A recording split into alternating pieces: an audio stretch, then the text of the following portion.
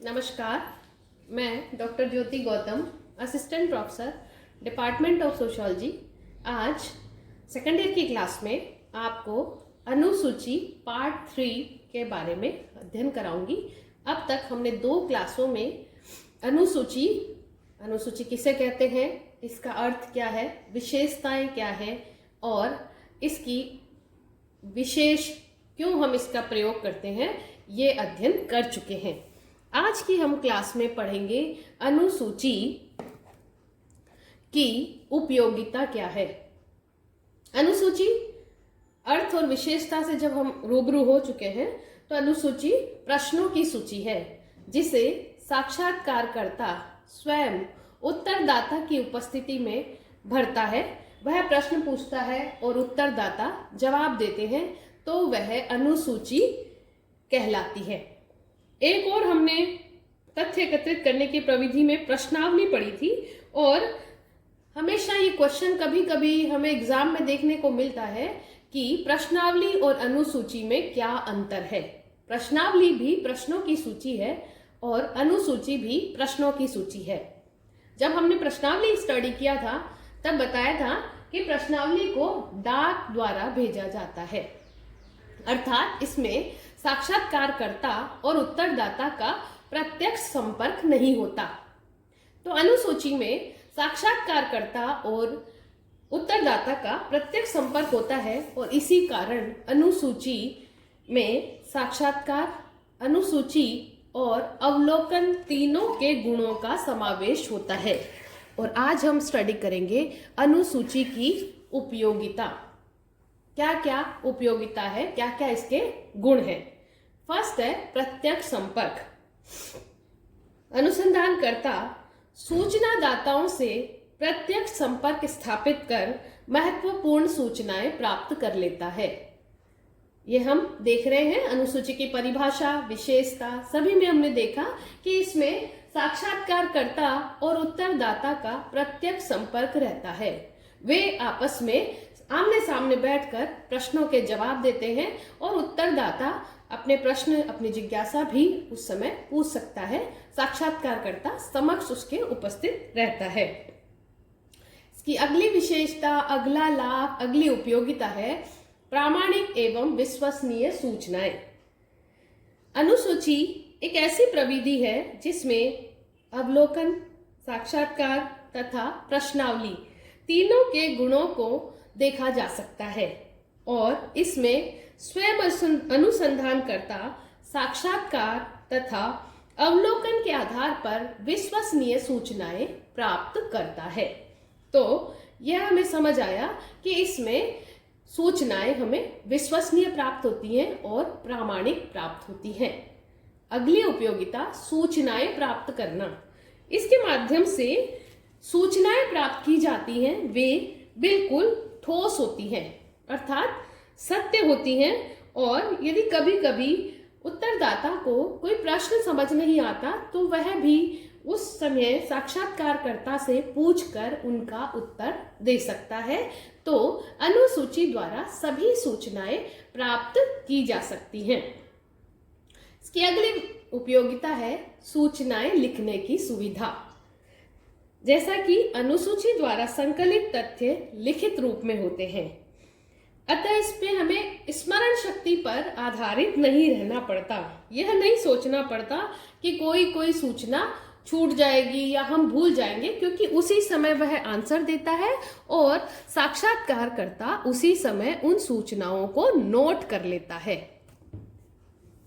अगली उपयोगिता है अधिकतम सूचनाओं की प्राप्ति। अनुसूची द्वारा अधिकतम सूचनाओं की प्राप्ति होती है। इसमें स्वयं सूचनादाता अधिकाधिक प्रत्युत्तर प्राप्त करने का प्रयत्न करता है। वह सूचनादाता को सूचना देने के लिए भी प्रेरित करता है और अपने अनुसंधान से संबंधित अधिकतम सूचनाएं एकत्रित करता है। अगला इसका लाभ है सारणीयन में सहायक। प्रश्नों को क्रमबद्ध और श्रेणियों में विभाजित करने से सारणीयन करना आसान होता है। इसमें उत्तरों का प्रयोग सांख्यिकीय सूत्रों के अंतर्गत किया जाता है। तो अनुसूची द्वारा सारणियन में सहायता प्राप्त होती है। अगला इसका लाभ है स्पष्टीकरण संभव। अनुसूची में अध्ययनकर्ता का सूचनादाता से प्रत्यक्ष संपर्क होता है, अतः वह प्रश्नों की भाषा में यदि कोई कठिनाई हो, कुछ अस्पष्ट हो, तो भी उनका स्पष्टीकरण कर देता है, क्योंकि वह स्वयं उपस्थित होता है उत्तरदाता के समक्ष। तो कभी कभी कोई प्रश्न समझ नहीं आने पर या कोई भाषा में जटिलता होने पर भी उनका स्पष्टीकरण कर देता है। नेक्स्ट है निरीक्षण शक्ति में वृद्धि। अनुसूची के प्रयोग द्वारा अनुसंधानकर्ता की निरीक्षण शक्ति में भी अत्यधिक वृद्धि होती है, क्योंकि वह भिन्न भिन्न व्यक्तियों से प्रश्न पूछता है और उन उत्तरों को लिखता है। इस कारण अध्ययन विषय के संबंध में उसकी समझ भी बढ़ती जाती है और उसकी निरीक्षण शक्ति में भी वृद्धि होती है, क्योंकि वह देखता है कि एक ही प्रश्न के उत्तर अलग अलग उत्तरदाताओं द्वारा अलग अलग अपनी समझ के आधार पर दिए जा रहे हैं, तो वह खुद भी अपनी समझ में वृद्धि करता है। अगला लाभ है निदर्शन संबंधी दोषों का निवारण। अनुसूची के प्रयोग द्वारा अनुसंधानकर्ता अपनी निरीक्षण शक्ति में भी वृद्धि कर लेता है, ये हमने पढ़ लिया है। तो नेक्स्ट है निदर्शन संबंधी दोषों का निवारण। इसमें निदर्शन संबंधी दोषों का भी निवारण कर दिया जाता है। नेक्स्ट है दोषपूर्ण लिखावट से बचाव। अनुसूची में साक्षात्कारकर्ता स्वयं उत्तरदाता के उत्तर नोट करता रहता है। तो कभी कभी हम देखते हैं कि प्रश्नावली में दोषपूर्ण लिखावट के कारण भी तथ्यों का एकत्रीकरण नहीं हो पाता है। अनुसूची में इससे बचाव हो जाता है, दोषपूर्ण लिखावट से बचाव होता है, क्योंकि स्वयं अनुसंधानकर्ता ही उन उत्तरों को नोट करता है। नेक्स्ट है प्राथमिक तथ्यों का संकलन।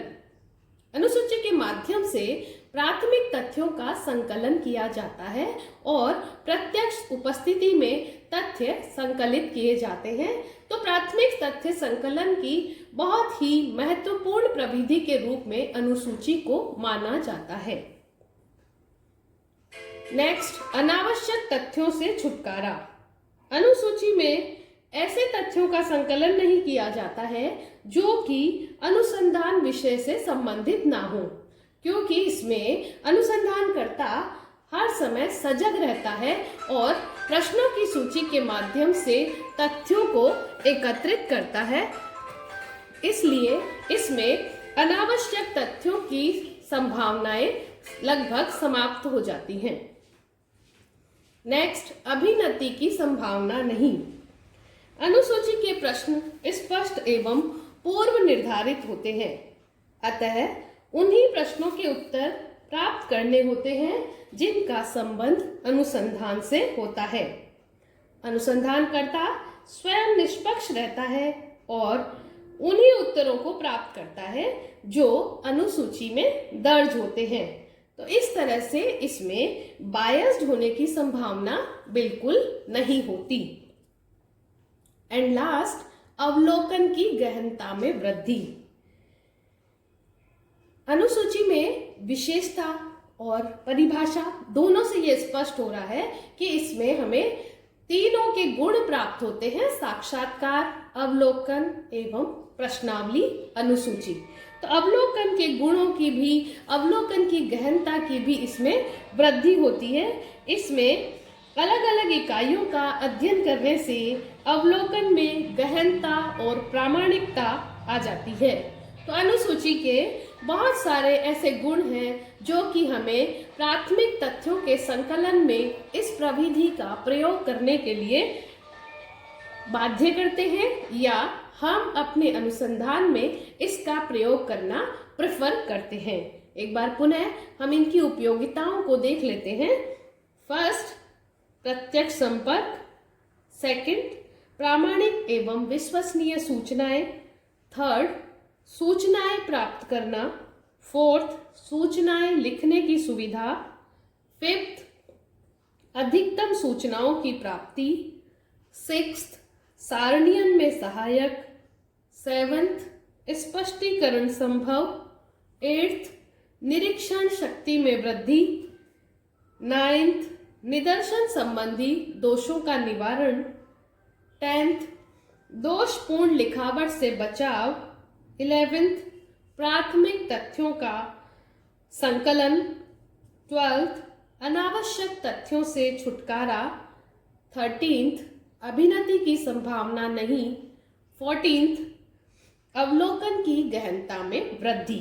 और इसी के साथ लुंडबर्ग ने भी कहा है, अनुसूची एक समय में एक तथ्य को पृथक करने का तरीका है और इस प्रकार हमारे अवलोकन की गहनता बनी रहती है। तो बहुत सारे समाजशास्त्री यह मानते हैं कि अनुसूची एक बहुत ही उपयोगी माध्यम है। इसकी चूंकि हम बार बार ये कहते हैं कि यदि उपयोगिता है तो कुछ सीमाएं भी होगी, तो आगे हम अध्ययन करेंगे अनुसूची की सीमाएं।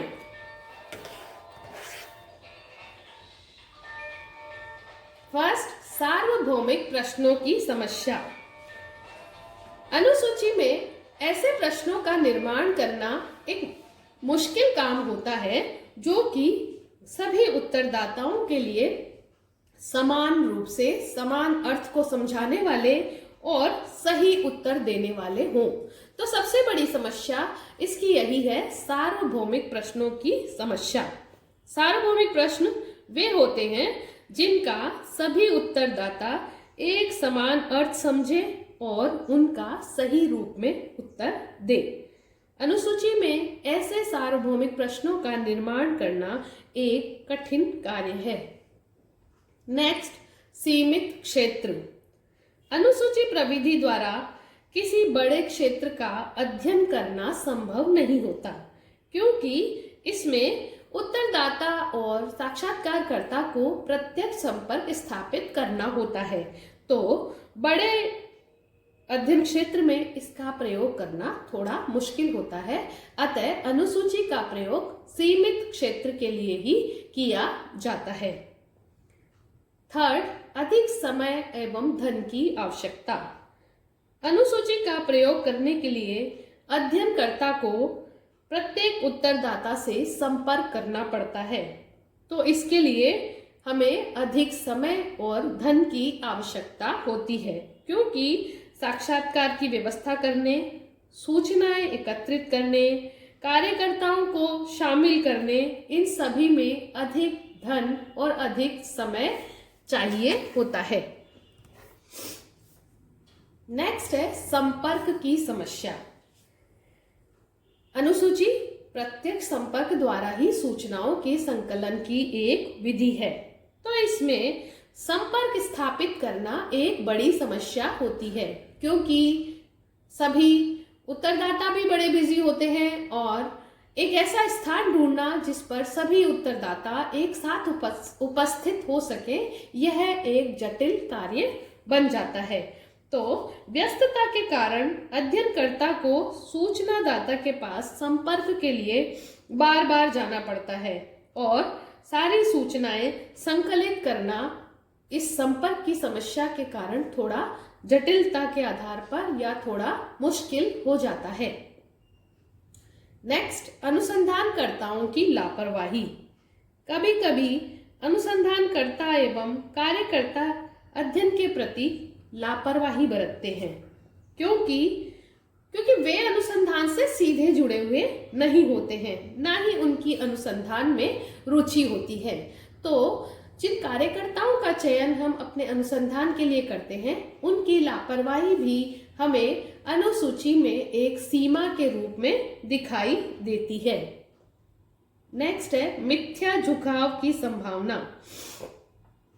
कभी कभी अनुसंधानकर्ता जब बार बार अपने उत्तरदाता से मिलता है तो उसका झुकाव भी उनके प्रति हो जाता है, तो वह उन्हीं सूचनाओं को ज्यादा महत्व देता है जो कि उसके अनुसंधान को बल प्रदान करती है। तो अनुसूची में मिथ्या झुकाव की भी संभावना रहती है। इसका अगला दोष है संगठनात्मक समस्याएं। अध्ययनकर्ताओं की प्रकृति भिन्न भिन्न होती है, उनकी भूमिकाएं भी अलग अलग प्रकार की होती है। वह कुछ कार्यकर्ताओं को भी अपने अनुसंधान में शामिल करता है। तो इन सारी प्रक्रियाओं में कुछ संगठनात्मक समस्याएं भी हमें देखने को मिलती हैं। और इसका लास्ट दोष है एक जोखिम भरी प्रविधि।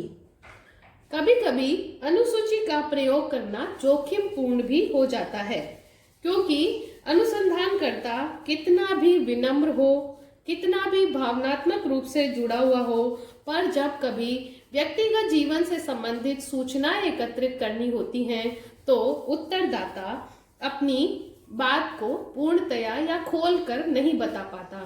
तो अनुसूची इस समय एक जोखिम भरी प्रविधि बन जाती है। तो इस प्रकार हमने देखा कि अनुसूची की सीमाएं हैं सार्वभौमिक प्रश्नों की समस्या, सीमित क्षेत्र, अधिक समय एवं धन की आवश्यकता, संपर्क की समस्या, अनुसंधानकर्ताओं की लापरवाही, मिथ्या झुकाव की संभावना, संगठनात्मक समस्याएं और एक जोखिम भरी प्रविधि। अनुसूची एक प्रश्नों की सूची है जो प्रत्यक्ष संपर्क द्वारा भरी जाती है। प्रत्यक्ष संपर्क द्वारा इसमें सूचनाओं को एकत्रित किया जाता है और इसके गुण, दोष, विशेषताएं आदि सभी का अध्ययन हम कर चुके हैं। एक महत्वपूर्ण प्रश्न यह भी बनता है कि प्रश्नावली और अनुसूची में क्या अंतर है। यह हम पूर्व वाले अध्याय में प्रश्नावली का पूरा अध्ययन कर चुके हैं, तो आप सभी उन वीडियोस को भी ध्यान से देखें और अनुसूची से संबंधित सभी वीडियोस को भी ध्यान से देखें। आपके सभी प्रश्नों के जवाब इन वीडियो में जरूर मिलेंगे। Thank you very much.